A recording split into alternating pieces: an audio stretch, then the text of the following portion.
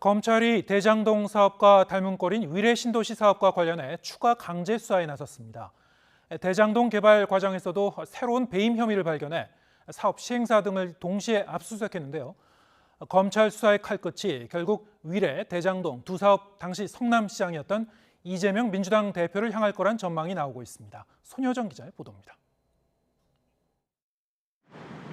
검찰이 위례 신도시와 대장동 두 개발 사업에 대해 동시 압수수색을 벌였습니다. 전날 위례 사업 시공사를 포함해 20여 곳에 대해 강제 수사에 나선 검찰은 이번엔 사업에 지분을 투자한 금융회사들을 압수수색했습니다. 대장동 개발 사업 시행사인 성남의뜰과 사업비 대출을 주관했던 하나은행도 압수수색 대상에 포함됐습니다. 이번 압수수색은 검찰이 대장동 특혜 로비 의혹에 대한 전면적인 재수사에 돌입한 지 한 달 만에 이뤄졌습니다. 그동안 검찰은 대장동 초기 사업자와 성남시 전현직 실무진 등을 연이어 부르며 사업 진행 과정을 초기부터 재구성했습니다.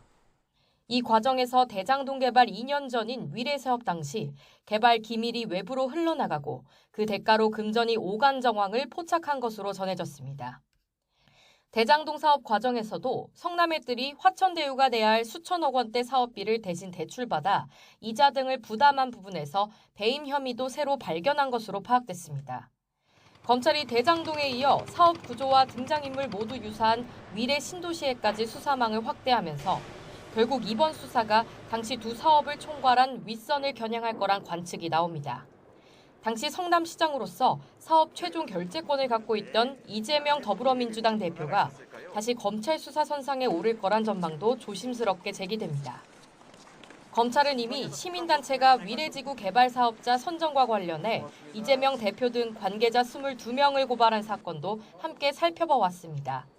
검찰은 우선 강제 수사로 확보한 압수물 분석을 마치는 대로 핵심 참고인 조사에 속도를 낼 전망입니다. YTN 손효정입니다.